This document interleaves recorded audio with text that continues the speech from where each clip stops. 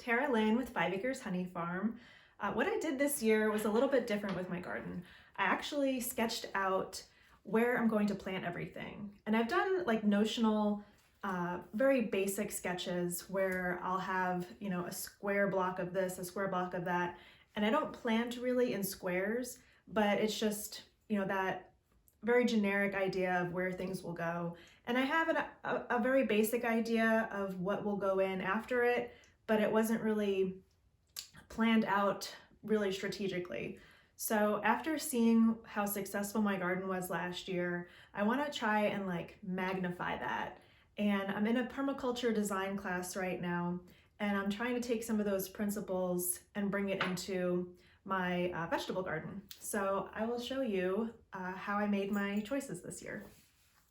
There's a rule or best practice in crop rotation, which is root to fruit and leaf to bean. So that means, as an example, I have a trellis here and I'm planning on growing some tomatoes on it this summer. So what I'm doing in advance is I'm interplanting radishes and some carrots in different sides here.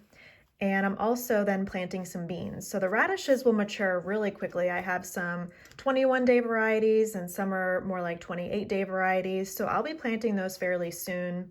And the carrots will take longer to harvest, but by the time I put the tomatoes in, the carrots will be close to ready to be harvesting.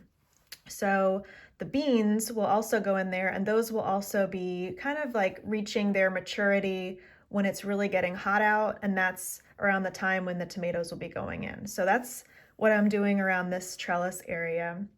And then this entire side of the garden, I've had a lot of trouble with. I haven't done soil testing. I know that I should, but I haven't. And I did about kind of like a half row here of potatoes, and I did a bunch of potatoes here last year, and it brought in a lot of compost, and things have just been growing great in those areas. So I decided to make this entire section potatoes. So there's only a small portion that's going to have potatoes again, which you really, you do want to rotate things. So I had other things growing here last summer after them, so it's still a good rotation.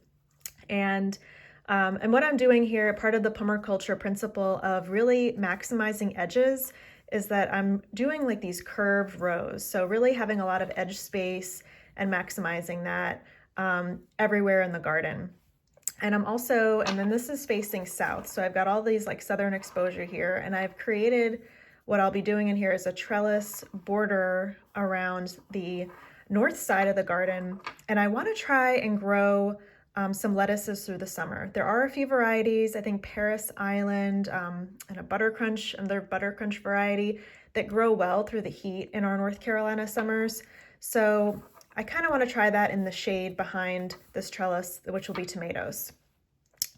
Some of the other things that I wanted to point out, right here, this is an electric fence actually that goes around the garden. And there's actually no fence here, this front part, but I've started planting berry bushes along the front of the garden. And I'm thinking of ways where I could protect them. Right now they're individually protected, and that's not really pretty to look at. So if you have any ideas, please let me know. And this just might, create an extension of that garden space. And so I might have some more room to grow in here. Not this year, because there's too much going on with the high tunnel, which will be here. But, just give me some ideas. That would be great. The other thing that I'm doing, so last year I used this whole section of the garden after I got those potatoes out. This was all lettuce and kale early in the spring. And then I turned it into a Three Sisters garden. So it had corn, beans, and squash. So this year I'm making this the Three Sisters garden. So that'll be the corn, beans, and squash. And over here, I'm gonna be having the lettuce interplanted. And then like I had mentioned before, trying to grow some summer lettuce on this side. So that means that prior to leaf, right, we went from root to fruit, then leaf to bean. So if we had root to fruit, this whole area I had the potatoes, and then I grew watermelon in here late last summer. And you can kind of see I've got all these little notes here indicating, so the V is indicating, I believe it's vetch that I had researched. I'm trying to see it somewhere. Yeah, vetch. So I'm going to be planting some vetch along here, which is a legume, And that is mainly to be as a cover crop. So like I had mentioned, I'm really not happy with the soil quality on this side. So I'm hoping to build the quality of the soil on the border, which I don't really use. And these will flower, and that will be a nectar source for the honeybees and other pollinators. And then I can mulch it, and it'll just be a mulch for this area. So I have this like little thing marked compost. So one of the things that I've done that I really have found great success with is moving my compost pile all around the garden. So wherever I plan on planting, like right now I have the compost pile right here because I know I'm going to be putting lettuces and kale in here in the next month. So then in about a month, I'm going to, scrape the big pile away and spread it out here and do my planting in here. And I'll start my compost in here next because I read about, and I'll show you in the book, this Japanese method of you make a cage, this like compost cage, and you just like throw all your food scraps and leaves and things in there, all your traditional compost stuff, and then you plant tomatoes around the border, and they grow up the cage and they feed from the compost. And I thought that's such a cool idea. And it, follows the permaculture principle because it's creating this edge space. And this is all not to scale. So there will definitely be some walking area in between these things here. But I thought that was really cool where I can put it in a space where I will be okay with some shade being cast, because I'll have lettuce here. Probably not for as long as it takes to get these tomatoes tall. But the other thing that I've got marked in here with the red is peppers. So the peppers, the sun will be high enough where they'll be getting enough sun for that, and they don't mature until way later in the season. So I usually have pulled my tomatoes out Labor Day weekend, and here in the States, that's the first weekend in September. And the peppers, I really don't start harvesting from until about September, and it's really get peaks in October.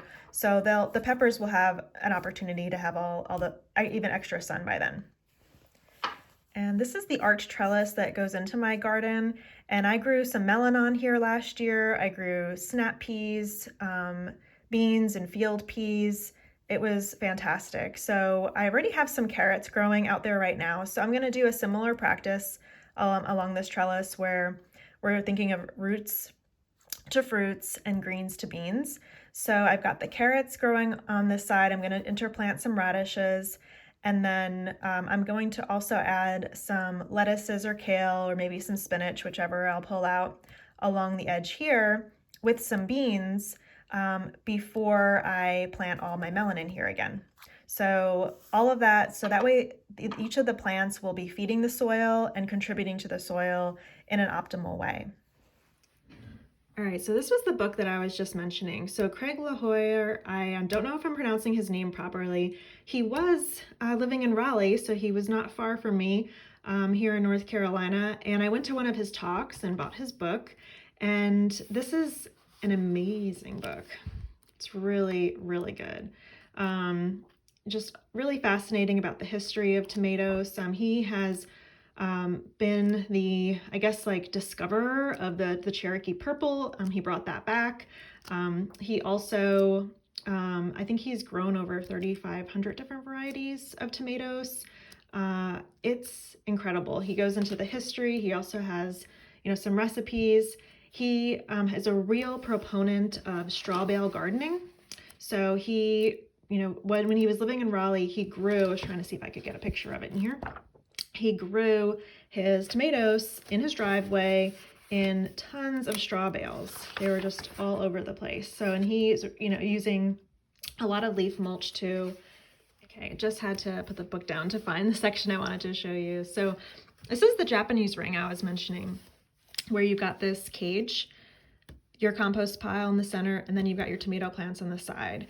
So what I've decided to do with that cage idea is I'm also going to be, which I had great success with, planting borage around the, opposite the tomatoes, and planting basil and sunflowers, because last year I actually had this trellis all along the edge, and I had all of the things that I just mentioned growing there, and the sunflowers were just gorgeous, and it was easy to tie them up and keep them supported on the same trellis.